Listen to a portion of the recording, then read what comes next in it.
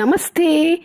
Almost 90%, 90 to 99% of అన్ని vitamins, అన్ని minerals, sodium, iron, calcium, potassium మనకు చోట దొరికితే ఎలా ఉంటుందండి? సో అవన్నీ ఈ తోటకూరలో దొరుకుతాయి.